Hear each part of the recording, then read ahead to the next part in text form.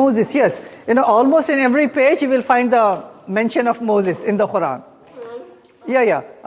The story of how Pharaoh, he wanted to kill all the babies, and how Moses was, saved, how he grew up in the home of Pharaoh and his wife, how his people, they were captives, and then the freedom and the Exodus.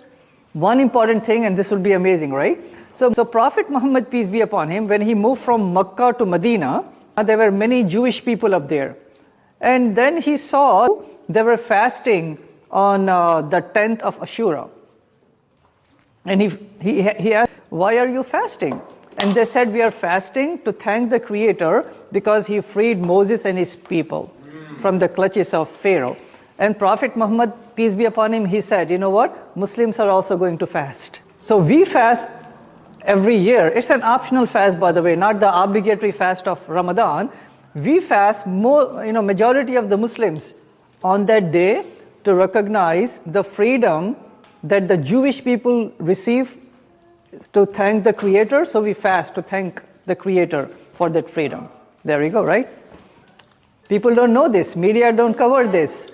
Wait, when do you fast? Is that around Passover, you're saying? Yes. Oh, so exactly that same day. We fast on that day, then we also fast a day before, a day after also, right? All right, so that's Prophet Moses. And then we say that, all the prophets like Prophet Jesus and Abraham. Abraham is the second most mentioned prophet in the whole Quran. So Moses is mentioned 136 times, and Abraham is mentioned 69 times. And Adam is mentioned 25 times, and Muhammad, peace be upon him, is mentioned 5 times. So one thing in common between all the prophets, we say that they all came to invite people to the submission of one God. Who do you think is the greatest scholar of the Jewish faith? And that scholar is connected with Islam in one sense. And I will give you a hint. He was born in Muslim Spain. Then he moved to Morocco. He graduated from a Muslim university. And then he went to Egypt. And he became a minister under the Caliph. And he wrote the Jewish Mishnah. Who do you think that person is? Maimonides, yes. Again, the Rambam, right? Maimonides. So again, what I'm showing is that there is a connection between Muslims in history and the Jewish people in history, right? Okay, I'll just skip this one here. Important. All throughout history, especially when we see what is going on around the world, in Palestine and different parts of the world, people may feel that, the Muslims and the Jewish people, there's eternal war going on. We don't like each other. We hate each other. Islam says to kill the Jews. The Jews may say, to kill the Muslims. That's not the case when we look into the scriptures and when we look into history. So maybe in 5 minutes, I will quickly give some synopsis, if possible, right? Because as our youth are growing older, we want them to see that every human is equal. We are all brothers and sisters. Right? There are some good apples, right? Many good apples, and there are some bad apples in the followers of any faith. But we have to see every life as equal, every blood as sacred, and every human as precious. So, when the Prophet, peace be upon him, when he moved from Mecca to Medina, he found like many Jewish tribes up there. So one of the very first things that he did in the year 622 is that he made a constitution called the Charter of Medina.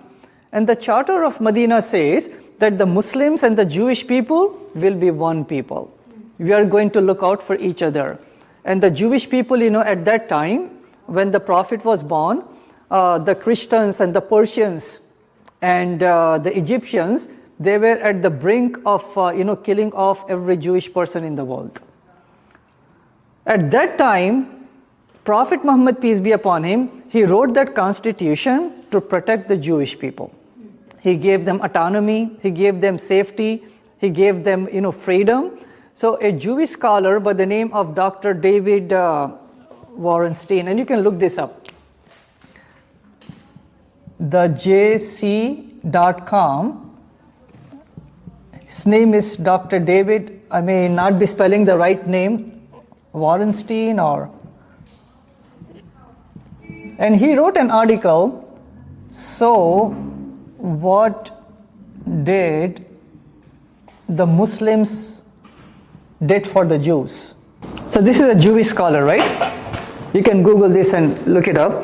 So the very first sentence, Dr. David Wasserstein, he said, is that Islam saved the Jewry. Saved it, protected it. Jewish people, they were at the brink of extinction, and the Jewish scholar in that article, he said, if not for the Muslims, Jews would have been done. They would have been gone.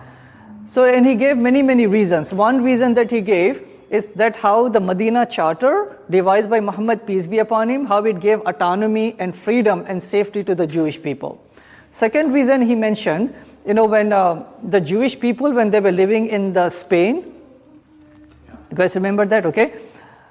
So the reason they were living in Spain is because from every other part of Europe, they were kicked out. Like in 1190, Jewish people, they were kicked out from France 3 different times. In 1290, they were kicked out from England. They cannot live in England for about close to 500 years. Can you imagine that? They were kicked out from Italy, from Portugal, from other countries. Every time the Jewish people, they were kicked out from these countries, they all went to they all went to Muslim Spain, they went to the Ottoman Empire, they went to North Africa, the Muslim countries, and then they also came to Palestine. And Muslims welcomed them, right? So the Jewish scholar, he's saying that is the second time that Islam gave safety. Then the third time he said is in 1492. What do you think happened in 1492? The Spanish Inquisition. Well, that's Columbus also went there, but the Spanish Inquisition, when the Catholics, when they came and they reconquered, Spain, they gave only 3 choices to the Muslims and the Jewish people. Either you convert to Catholicism, means Christianity, or you'll be burned at stake, or you'll be kicked out from the country. Some were forcefully converted, some were burned at stake, right? The Muslims and the Jews. And majority, they were kicked out. Where did they go? They did not go to Christian land. Every single Jew, they went to the Muslim land. And the Muslims opened our hearts, our mind, our land to protect. So that's the third important time the Jewish scholar is saying that how Islam gives safety to the Jewish people. And the fourth last time he said World War II. Almost every Christian country, they were handing over in fear the Jewish people to the Nazis, unfortunately, right? But Muslim countries at that time, they made a pact that we are not going to hand over a single Jewish person to the Nazis. The Albanians, country of Kosovo, country of Bosnia, country of Morocco and Egypt and Tunisia, Ottoman Empire, Turkey and Iran and Iraq, they all made the pact that we are going to write false documents for the Jewish people that these are our citizens. We are not going to hand over a single one to them. In that way, Muslims saved 200,000 people, Jewish people, from getting killed by the Nazis. That is history, by the way. They don't teach this in Muslim schools, Jewish schools. The media does not cover it. Just imagine how much closeness there would be between our hearts and minds, correct? When we know the history. So what we see right now, unfortunately, may God protect the innocent people up there, right? Every single person up there. It's, I would say it's an aberration, but the default way of Muslims, Jews, and Christians living together, it's in a state of peace and harmony based upon the shared values that we have. So I hope and pray that that's the bigger lesson that you guys can take home with you. Doesn't matter what the media say, doesn't matter the pressure from the culture, from the social media. Do realize that every life is equal, every life is precious. No matter the life of a Muslim, a Jew, a Christian, and an atheist for that reason. They want to kill all the Jews. It's completely untrue.